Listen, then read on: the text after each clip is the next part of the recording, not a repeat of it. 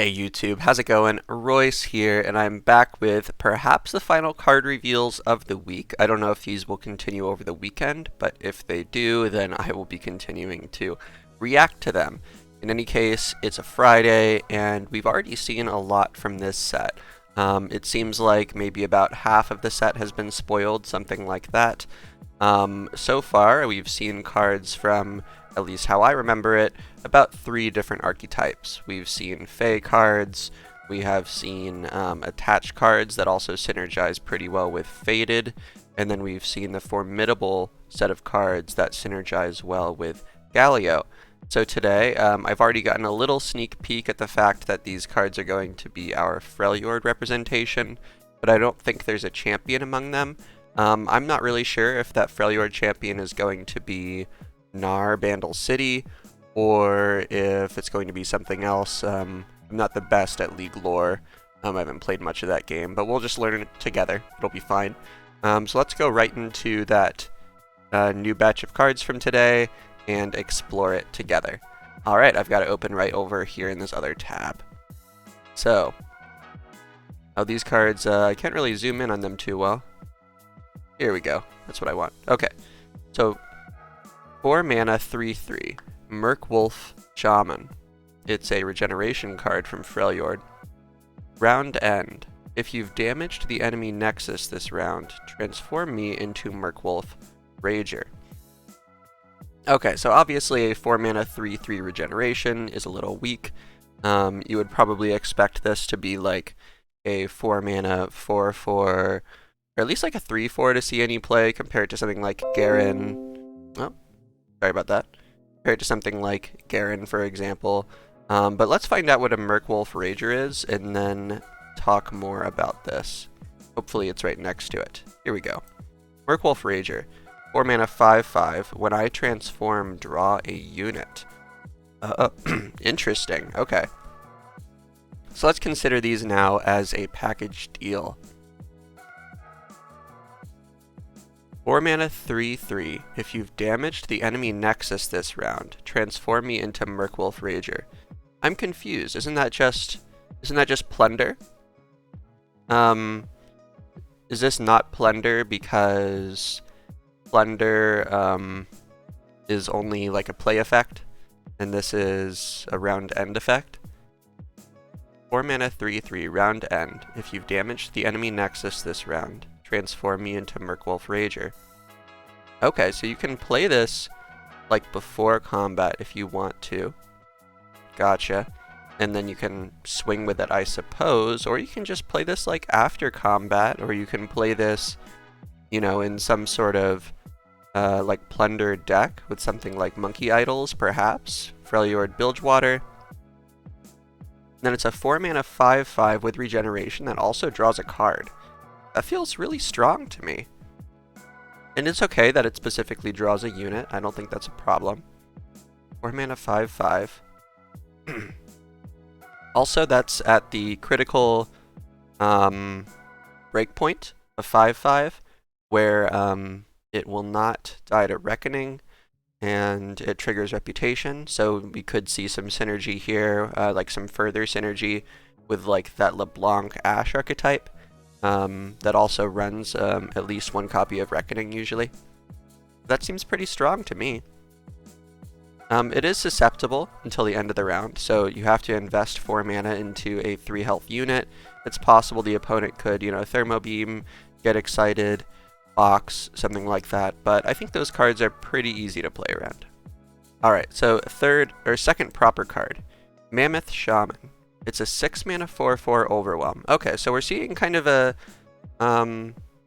similarity between these cards already, where they're a little bit overcosted. If you've damaged the enemy Nexus this round, transform me into Mammoth Rager. Okay, are we seeing a Mammoth archetype, perhaps? Let's see what Mammoth Rager actually does. 6 mana, 6/6. Round start, grant me +2/+2. Okay, so, you know, post-combat, if you dealt damage, you pay 6 mana, you summon a 6/6 Overwhelm, not doing too much, and then it grows to a 6 mana, 8/8 Overwhelm, and then for your next attack token, it'll be a 6 mana, 10/10 Overwhelm. Got it. Yeah, this round start growth effect, I think is pretty hard to deal with in this game. I want to compare it to like it's not Boogie Monster. There's another Gruul. I want to compare it to Gruul in Hearthstone, which never really saw much play. But this card, you know, comes down. It's cheaper than Gruul, obviously, and it comes down and almost immediately becomes a 6/6. It's got Overwhelm, so that's important. It's not just like getting chump blocked for free. I think this one will take me seeing more of the set to properly evaluate. So let's move forward, and I will get back to Mammoth Rager along with some of the other cards at the end. Okay, Bone Scryer. This one looks like it doesn't have a transform version. 2 mana 0/5. When I survive damage, deal 1 to the enemy Nexus. Okay, so this is strong with Ember Maiden, right? Specifically Ember Maiden. It's also strong with Ice Shard, Avalanche. However, we see this Bone Scryer doing something quite different from the other cards, which is direct damage. Perhaps this card is also good in a Scargrounds deck. Maybe. When I survive damage. Because even if you just take 1, and you're tough, that still counts as surviving damage, right? Yeah, so this might go into a Scargrounds deck. It doesn't really help that deck to establish board control either, at least not super well. But you know, this pairs well with Imperial Demolitionist. It pairs well with like Ice Shard, I guess.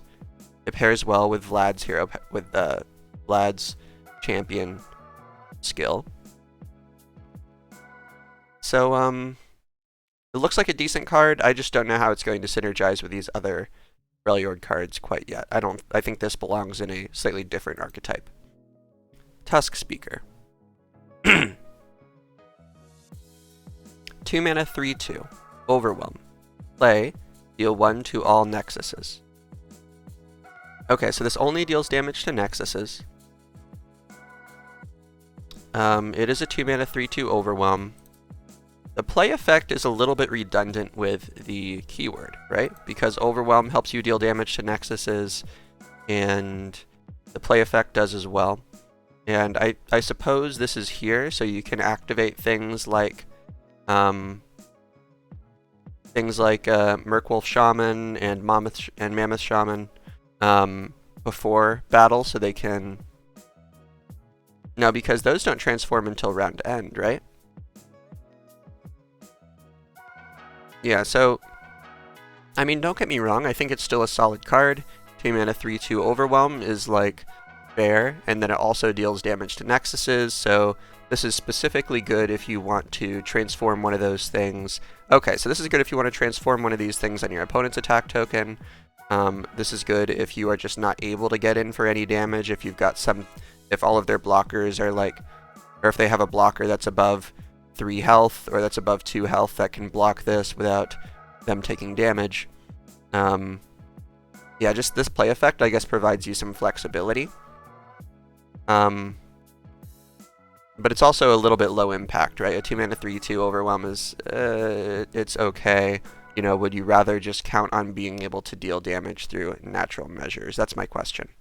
But if this is going to be like Lurk, where you're willing to pay 2 mana 0/2 Lurker just because it can trigger Lurk on the opponent's attack token, well, Snapjaw Swarm is amazing in Lurk, right? It's one of the most important cards in the early game, so maybe Tusk Speaker will be similar. But note that you need to... This isn't really a 2-drop, right? You want to combine this with one of these other cards. And so far, we've seen these other cards cost 4 and 6. So if you're doing this on the opponent's attack token, then it's not really helping you until round 6 or round 8. So this is coming down kind of late. And then as just a 2 mana 3/2, as like a 2-drop, it's okay, I guess. This can also help you trigger Sejuani, I guess, if this is going to be a set that synergizes with Sejuani. So I think 4 champions are supposed to be coming out, right? And we've seen specifically Yuumi and... We've specifically seen Yuumi and Galio. And we know that Gnar is one of those champions. And then there's going to be a 4th champion as well, right?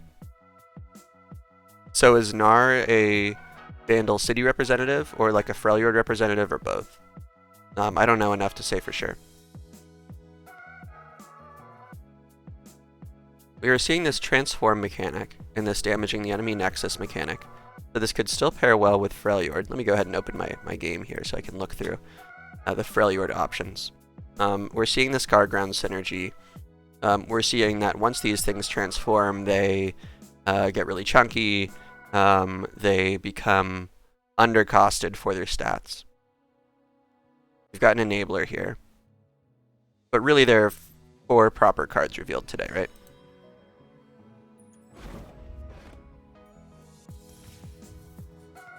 Okay, so let's look at these Freljord cards.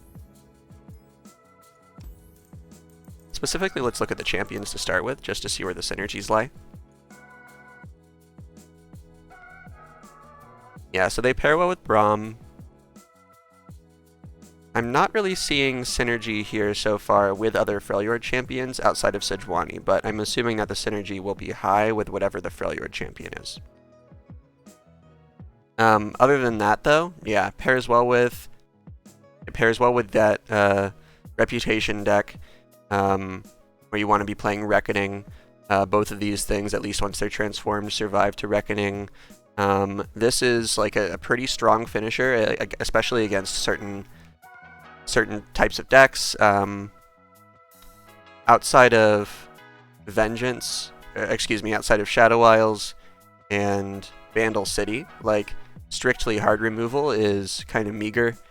They're relying on things like Will of Ionia, or they're relying on things like Concerted Strike. So if you're against a region that doesn't have as good hard removal, or hard removal that for some reason can't quite hit this Mammoth Rager once it gets up to like a 10-10, then this might be pretty good. And yeah, just I guess growing by +4/+4 every set of turns is nothing really to sneeze at, right? The opponent kind of has to deal with it, like they have to take it off of the field. Otherwise, if they stun it, it's just going to get more and more threatening. I really like Murkwolf Rager. So I guess assessment of their power levels. I think Murkwolf Rager is very good. It's efficiently costed. It's got regeneration. It draws a card. I think this is kind of like the package deal. This is going to help you continue to pressure the opponent. This might also be a deck, by the way, where you want to run something like Avaros and Hearthguard, which I think is the 5-mana 5/5. Yeah, Avaros and Hearthguard. We could also be playing, like I said, Ember Maiden as well, but they've given a more specific support card than this that can help to activate our transform effects.